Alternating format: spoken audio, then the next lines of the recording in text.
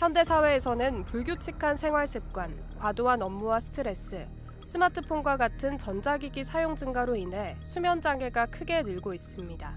특히 늦은 밤까지 이어지는 업무나 학습, 야간 근무 등이 수면 리듬을 깨뜨려 깊은 잠에 들기 어렵게 하는데요. 결국 수면 장애는 단순한 불편을 넘어 현대인의 전반적인 건강을 위협하는 중요한 질환으로 인식되고 있습니다. 수면 장애는 잠을 제대로 잘 수 없는 상태를 말합니다. 시간적으로 수면 시간이 충분하지 못하거나 수면 시간이 충분하였음에도 회복력이 떨어지는 경우, 또는 수면 중인데도 말이나 이상한 행동을 하는 경우 등도 있을 수 있습니다. 잠을 잘 못 잤기 때문에 낮에 졸립고 피곤하고 집중력이 떨어질 수 있습니다. 또 장기적으로는 면역력을 저하시킬 수도 있고 심혈관계 질환 위험을 높일 수 있습니다. 수면 장애는 노인에게서 가장 큰 호소 중의 하나로서 성인의 경우 일시적 불면증은 전 인구의 3분의 1에서 만성불면증은 10% 내외에서 경험하는 것으로 알려졌는데요. 수면 장애는 나이가 들면서 유병률이 많이 증가해 65세 이상 노인 유병률은 연구에 따라 50% 내외까지 보고되고 있습니다. 잘 자기 위해서는 규칙적인 생활 습관, 낮 시간에 적절한 활동, 편안한 마음이나 침실 환경이 필요합니다. 이런 것들을 방해하는 모든 이유들이 수면 장애의 원인이 될 수 있습니다. 청소년기에는 스트레스나 게임 중독 등이 수면 장애를 유발할 수 있고요. 체중이 불어난 경우나 나이가 들면 코골이나 수면 무호흡이 숙면을 방해할 수 있습니다. 또 심리적으로 걱정이나 불안이 심한 경우에는 잠이 들지 않거나 쉽게 깨버리는 불면증을 만들 수도 있습니다. 코골이는 상기도가 좁아지거나 막히면서 호흡 시 공기의 흐름이 방해받아 발생하는 소리입니다. 코골이가 지속되면 숙면을 방해하고 뇌와 몸으로 가는 산소 공급이 줄어드는데요. 그 결과 낮 동안 피로, 두통, 집중력 저하가 나타날 수 있습니다. 따라서 코골이는 단순 현상이 아니라 건강검진이 필요한 의학적 징후로 볼 수 있겠습니다. 코골이는 다들 아시는 것처럼 자다가 시끄러운 소리가 보통은 규칙적으로 들리는 것이고요. 무호흡은 한동안 숨을 안 쉬다가 갑자기 푸 숨을 크게 뱉어내거나 살짝 깨는 것으로 구별할 수 있습니다. 무호흡은 본인이 알 수는 없고요. 제3자, 배우자나 부모님이 발견해 주는 경우가 대부분입니다.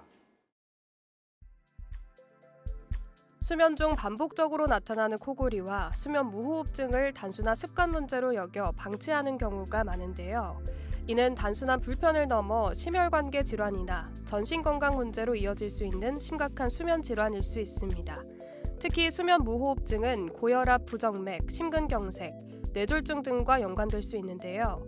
수면 장애를 정확히 진단하기 위해 시행되는 검사가 바로 수면 다원 검사입니다. 수면 중에 일어나는 우리 몸의 모든 현상들을 정밀하게 측정할 수 있는 검사입니다.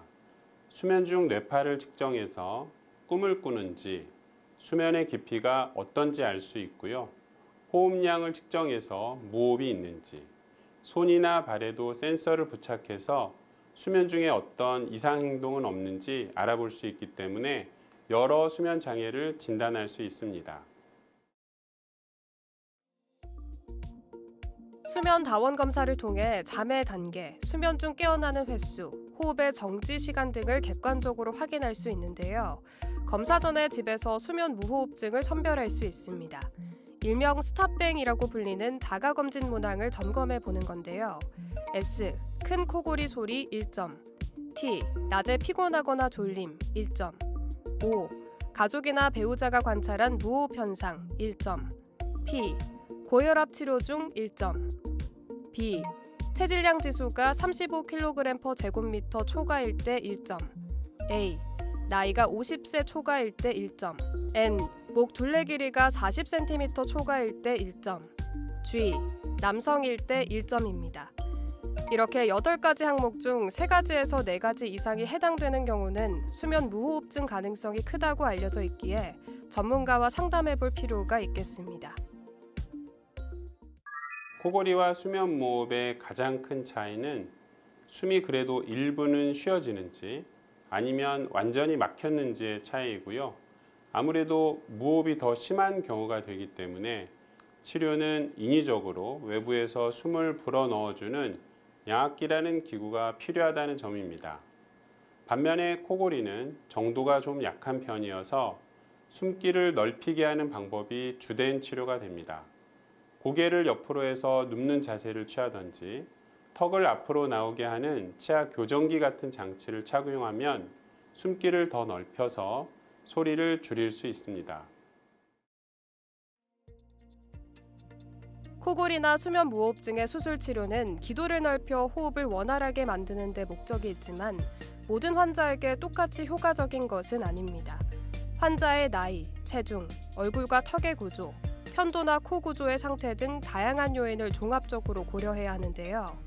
예를 들어 비만이 심한 환자는 수술만으로는 효과가 제한적일 수 있으며 체중 감량과 같은 생활 습관 개선이 반드시 병행되어야 합니다. 수술이 기도라고 하는 숨을 쉬고 말을 하는 곳을 해야 하기 때문에 수술을 할 수 있는 부위가 많지 않고 효과도 좀 제한적입니다. 수술이 꼭 필요한 경우는 편도가 큰 경우에 해당하는데요. 주로 소아나 젊은 사람들에서만 효과가 있는 편입니다. 특히 어린아이들이 살이 찌지도 않았는데 아빠들처럼 코를 골거나 자다가 몸부림이 심한 경우, 앉아서 자는 경우는 편도가 큰 경우가 많습니다. 이때에는 편도 수술이 큰 효과가 있습니다. 양압기는 호흡 시 일정한 압력의 공기를 기도로 불어넣어 기도가 좁아지지 않도록 돕는 장치입니다. 수면 무호흡증 치료에서 가장 효과가 확실한 방법으로 증상 개선과 합병증 예방에 탁월한데요. 다만 처음 사용할 때 마스크 착용이 불편하거나 소음 문제로 적응에 시간이 필요합니다. 양압기는 이런 마스크를 통해서 호흡을 도와주는 장치인데요. 처음에 적응하기까지 전문가의 도움이 많이 필요로 해서 혼자서 하려고 하지 마시고 꼭 전문가의 말을 잘 따라 하시면 됩니다. 마스크가 직접 얼굴과 코에 닿기 때문에 자신의 얼굴과 코의 형태에 알맞은 형태를 선택하는 것이 좋겠고요. 마스크에서 바람이 나오기 때문에 이 바람이 마스크 바깥으로 새지 않도록 코나 얼굴에 밀착시키는 것이 중요합니다. 여기서 잠깐! 잘못된 의학 상식을 바로잡아 건강도 지키고 상식도 키우는 Yes or No. 코골이와 수면 무호흡증은 생활 습관만 개선해도 치료할 수 있나요? 아닙니다. 수면 무호흡증은 생활 습관만으로는 개선이 되지 않고요. 양압기와 같은 적절한 장치의 도움을 꼭 받아야만 합니다. 다만 단순 코골이는 체중을 감량한다든지 술을 중단하는 것만으로도 크게 코골이 소리를 줄일 수 있습니다. 잘못된 의학 상식 깨치기 Yes or No 두 번째. 스마트워치로 수면 무호흡증을 확인할 수 있다는데 사실인가요? 네, 맞습니다. 최근 손목에 차는 스마트워치에서도 센서를 이용해서 피부 속 혈관의 산소 농도를 체크할 수 있습니다. 아무래도 무호흡이 자주 발생하면 산소 농도가 떨어질 수 있기 때문에 혈중 산소 농도와 수면 무호흡증은 밀접하게 연관되어 있습니다. 따라서 어쩌다 하루 낮게 측정된 경우가 아니고 여러 날 반복적으로 산소 농도가 낮게 측정된 경우에는 수면 무호흡증을 의심해 볼 수 있어 병원 진료가 필요할 수 있습니다. 코골이와 수면 무호흡증은 단순한 수면질 저하를 넘어 산소 공급 저하, 저산소증, 심장박동 저하 등을 유발할 수 있습니다. 특히 수면 중 호흡이 멈추는 증상이 반복되면 뇌와 심장으로 가는 산소 공급이 제한되면서 생명을 위협하는 상황으로 악화될 수 있는데요. 코골이나 수면 무호흡증 증상이 있다면 병원을 찾아 수면 질환 여부를 확인하고 조기에 치료를 받는 것이 건강한 삶을 위한 첫걸음이겠습니다. 잠이 보약이다라는 말이 있지 않습니까? 잠을 잘 자면 피로도 풀어지고 집중력도 높아져서 삶에 활력이 생깁니다. 우리 몸은 기계가 아니기 때문에 잘 주무셔야만 다친 몸도 빨리 회복되고 스트레스에서 벗어날 수 있습니다. 일 때문에 수면 시간을 줄이거나 잠을 잘 못 주무셔도 대수롭지 않게 여기신다면 만성적인 피로나 심각한 질병으로 이어질 수 있으므로 좋은 수면 습관을 만들고 필요시 전문가의 도움을 받아야 하겠습니다.